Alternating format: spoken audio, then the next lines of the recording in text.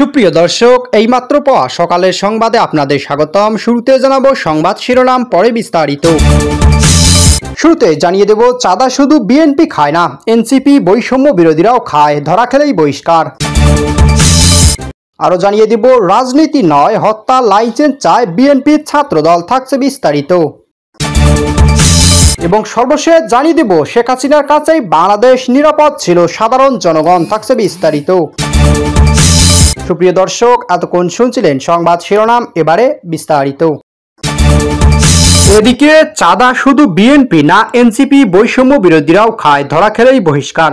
রাজনীতির মাঠে চাঁদাবাজির অভিযোগ আর নতুন নয়। আওয়ামী লীগ সরকার পতনের পর মোটা দাগে চাঁদাবাজির অভিযোগ শুধু বিএনপির বিরুদ্ধে ছিল। তবে জুলাই আন্দোলনের নেতৃত্বে থাকা বৈষম্য বিরোধী ছাত্র আন্দোলন ও তাদের রাজনৈতিক মিত্র জাতীয় নাগরিক পার্টি এনসিপির নেতারা চাঁদাবাজিতে পিছিয়ে নেই।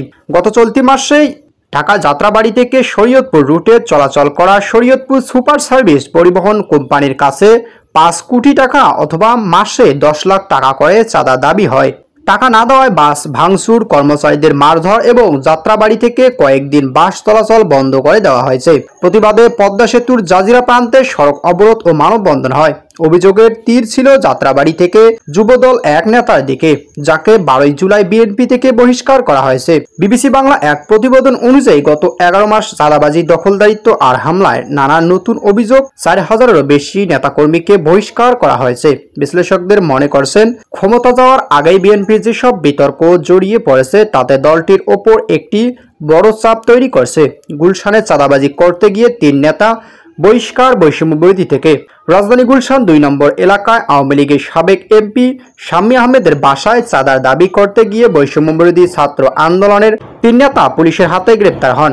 পরে সাংগঠনিক পক্ষ থেকে প্রেস বিজ্ঞপ্তি তাদের বহিষ্কার সিদ্ধান্ত নেওয়া হয়েছে।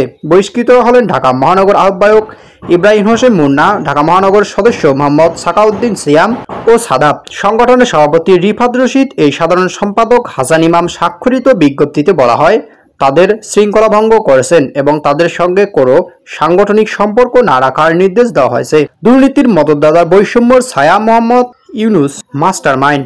এদিকে বৈষম্যের বিরুদ্ধে বলা আন্দোলন আসলে ক্ষমতা, প্রভাব, পৃষ্ঠপোষকতা, আশ্রয় এ ধরনের অর্থনৈতিক ও রাজনৈতিক দখলদারিত্বে পরিণত হয়েছে। এতে করে সত্যিকারের আন্দোলন সাধারণ শিক্ষার্থী ও জনগণের ওপর প্রভাব ফেলেছে ভয়াবহভাবে। বিশ্লেষকরা বলছেন, তথাকথিত বৈষম্য বিরোধের কথা বলা সংগঠনটি আদতে রাজনৈতিক পৃষ্ঠপোষকতা ও ক্ষমতা আশ্রয়ের একটি দুর্নীতিবাজ চক্রের পরিণত হয়েছে। সাধারণ ছাত্র ও নাগরিকদের আন্দোলনের ব্যানারে তারা গড়ে তুলেছে অর্থনৈতিক দখলদারিত্ব, ভয়ভীতির সংস্কৃতি ও প্রশাসনিক জবরদখল।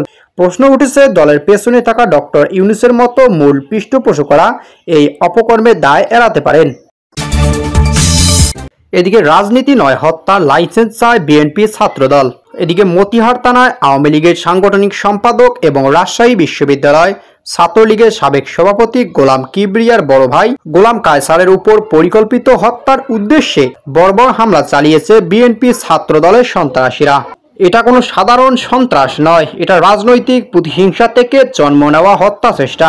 এই সেই বিএনপি ছাত্রদল যারা গণতন্ত্রের মুখোশ পরে পেছনে ছুরি মারে, যারা ইতিহাস বরাবর রক্তাক্ত অধ্যায় রচনা করেছে। বিএনপি ছাত্রদল রাজনীতি মানেই হত্যা, ষড়যন্ত্র আর সহিংসতায় লিপ্ত। এদিকে বাংলাদেশ শেখ হাসিনার কাছেই নিরাপদ মনে করেন বাংলাদেশের জনগণ।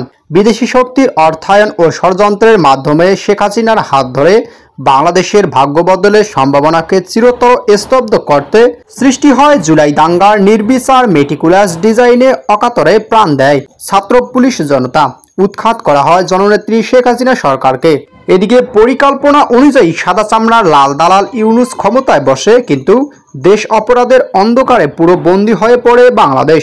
গুম, খুন, নারী নির্যাতন আর লাশের ছড়াছড়ি দেখে বাংলাদেশের মানুষ এখনো জীবনের নিরাপত্তা নিয়েই সন্দিহান। শেখ হাসিনা থাকাকালীন বাংলাদেশ আর বর্তমান দেশের অবস্থা বিচার করে জনগণ মনে করছে শেখ হাসিনার হাতেই দেশ নিরাপদ।